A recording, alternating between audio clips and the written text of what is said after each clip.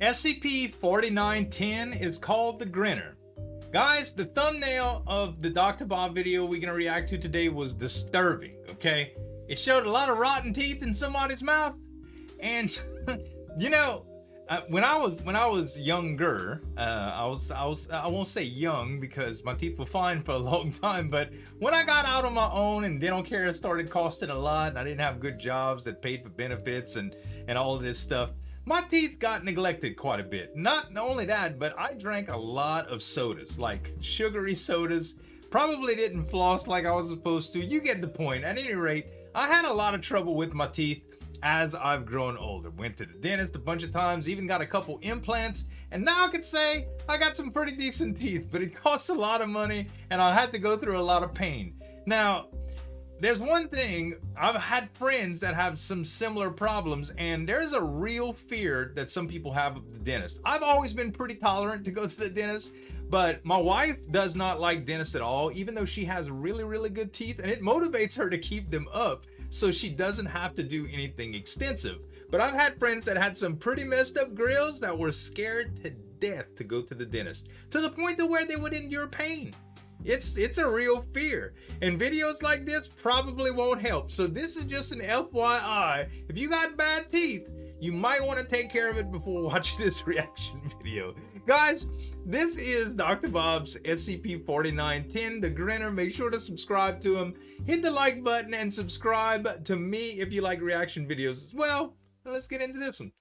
Tell me if it starts to hurt, the dentist says before reaching into your mouth with a pair of orthodontic pliers and starting to pull your front teeth back into place. Evidently, your screams aren't enough of an indication of the extreme pain you feel because he doesn't stop pulling. Oh my God! After what feels like hours of excruciating oral surgery, you're finally standing outside the dentist's office. Why did you put me under? Come on, show me. It can't be that bad, reads the message from your friend. You're nervous to send her a picture, though, since you have a small crush on the girl and you don't want her to see you in this state. Well, but after she asks you again, you decide to take a quick selfie and send it to her anyway. Oh, I saw a piece of your mangled mouth and jaw. The mess of wires had to be hastily applied to move your remaining crooked teeth back into place with globs of fast-hardening epoxy, and the result looks like a low-budget horror movie prosthetic. What in the world? You send the message and wait. You watch the dots appear that indicate she's writing a response, then watch as they disappear without a reply. She couldn't even... You sadly slip the phone back into your pocket and begin walking away. You lost her, cuz. As you make your way home with your head hung in shame, you keep your mouth shut tight. You don't want any Can't get no love with a bad grill, man. You decide to detour through the park. It's hard to stare at somebody with bad teeth too, right? And as you hard walk, to talk to him. You decide to stop at a picnic table next to a small pond. You sit at the table and watch the ducks mill about in the water. You have it so lucky, you think. Ducks never have to worry about their teeth getting knocked out by a baseball and leaving them looking like a monster. Oh no! It's a baseball that did it. Away from your side of the pond, eventually taking flight and leaving completely. You get the sense that they're trying to get away from something. They got scared of your mouth too? There's nothing behind you. Oh, it must be me, you think. But then you get the sense that there is something behind you and turn again. Still though, there's nothing. It's just you, the picnic table, and the empty pond. It's the tooth fairy? You turn back to watch the still water, but you can't shake the feeling that there's someone behind you, and turn again. Hello? Is anyone there? You ask, but no one answers. Poor thing, man. You turn back to the pond, and you scream in fright at the thing standing before you, and fall back off the picnic table. You get up out of the dirt, and you don't wait to stick around to see who or what this thing is. You start to run as fast as you can, but you immediately hear it chasing after you. Yeah. Instinctually, you take out your phone and start trying to take pictures of whatever it is that's behind you. You know no one will ever believe you, and you want if you get away from this thing. You manage to snap off a couple of pictures. It's like a toothy-looking dinosaur. You scream as your mouth begins to ache. Perhaps running this soon after your surgery is causing your damaged teeth to shift, and the pain is intense. It starts to feel like your mouth is full of jagged rocks. You can feel that it is your teeth pushing out and stabbing into your mouth. What in the world? You take one last picture before the creature leaps on you, sending you both to the ground and your phone tumbling into the dirt. Early the next morning, a police perimeter has been set up in the park. Horrible. The detective arrives and walks past the traumatized-looking jogger who must have been the one that discovered the grisly scene. An officer guarding the site lifts up the police tape so the detective can enter the crime scene that surrounds a body lying under a white sheet. The detective asks the officer if they found anything yet. Foundation The official? officer hands the detective a plastic bag containing a dirty cell phone. The detective puts on a latex glove and removes the phone from the bag. The screen is cracked, but it still works. There's numerous messages on the screen that look like they're from someone trying to apologize for not responding sooner, and asking where the phone's owner is and Poor if they're mad baby. at her. The detective opens the phone's camera app and starts looking at the last photos that were taken. It's a strange series of pictures. They seem to all be Blurry selfies like that a him. young man was taking as he ran through the park. It almost appears as though there's a figure behind him, but it's hard to tell. There's a foggy white vignette on the pictures that gets worse the further he looks, slowly closing in until the last photo is nothing but a blurred milky white screen. The detective flips the phone teeth over too? and looks at the lens, which you can see is completely Enamel? covered in a hard white substance. The detective places the phone back in the evidence bag and kneels down next to the body. This The thing's police weird, officer dude. turns away. He's already seen the victim and doesn't need to again. The Right. detective pulls down the sheet to reveal a truly shocking sight. The Oh! boy's mouth is a mess of teeth. Far, far too many teeth. There are teeth growing out of every part of his gums at horrible angles, God. filling his mouth and jutting out at painfully odd angles. Ugh. Who could have done this? What could have done this? Right. The local police department may not have had any idea what the state of this victim meant, No. but the SCP Foundation God, did, they went through his because nose. they had and seen the same occurrence dozens of times before. In fact, they had seen it happen so many times that they had classified this anomalous entity as SCP-4910, but it had already earned a much more ominous nickname within the Foundation. Grinner. It was known as the Grinner. Very little is known about SCP-4910, Horrible. and eyewitness accounts of the creature are all extremely brief due to those who have interacted with it quickly succumbing to its effects.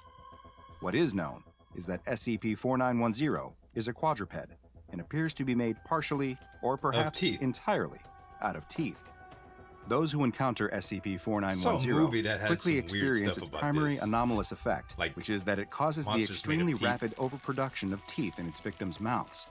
Existing teeth will quickly increase in size, protruding farther out of the gums than should be able, while new teeth will begin to sprout from any available space in the mouth, including the roof of the mouth and underneath the tongue. Gosh. These new teeth will completely fill the mouth, which almost immediately inhibits their ability to speak or vocalize at all. Right. The creature will then use this opportunity to attack and incapacitate the victim before starting to feed.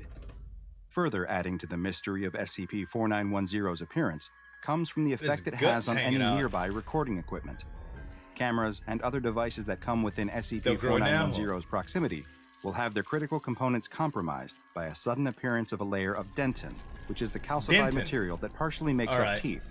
I thought it was Interestingly, enamel, but I'm not a SCP-4910 dentist. seems Sue to me. possess some level of intelligence, as it appears able to differentiate between normal civilians, who it hunts for sustenance, and members of organizations that seek to hunt down and contain or harm it, which it uses for an even more nefarious purpose.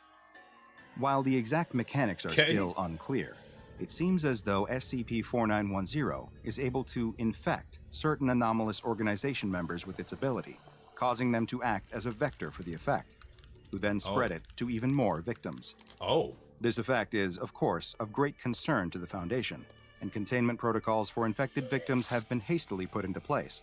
Should a member of staff begin bearing a grin with too many teeth or multiple tooth-filled smiles, they are to be immediately immobilized by any means necessary, Yeah. though preferably with a firearm that allows one to keep an appropriate distance and hopefully prevent any further spread of the effect. Gosh. The Did she infected get it? individual is then to be doused in a hydrochloric chemical compound that will reduce the afflicted to a pulp-like substance. Once this pulp is no longer animate, it can be transferred to the closest incineration God. site for disposal. Dang. Should a member That's of some personnel have an containment interaction procedures. with SCP-4910 and feel that they were exposed to its anomalous effects, they may be saved by taking immediate medical action. Oral surgery to remove the additional teeth has been found to be effective when the procedure is undergone in the first 1 to 2 Bro, hours put him following on. exposure. Put him to So the sleep. victim will suffer lifelong permanent physical issues from the procedure. Once 3 hours have passed, the effect will have spread to the rest of the body, with teeth appearing virtually anywhere. God. Unfortunately for the victim, should the infection reach this point, pain management has been shown to be ineffective, and there is nothing that can be done to alleviate their suffering, save for termination.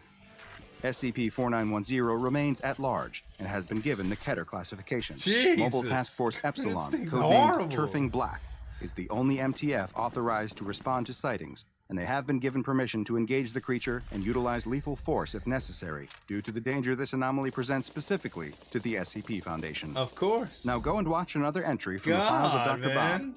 This is horrible, horrible, horrible.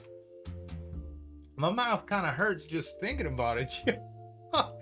Jeez, bruh. Like, I don't get the significance of why the boy had the teeth issues in the first place, but it's a horrible way that he died for sure. Man, I gotta tell you, bruh, having dental problems is horrible enough without having anomalies hunt you down to take advantage of you. Hope you guys enjoyed this one. Make sure to subscribe to Dr. Bob. Subscribe to me if you like reaction videos. Give me a thumbs up as well. Thanks so much for watching. As always, this is Zueljin signing off. We'll see you next time.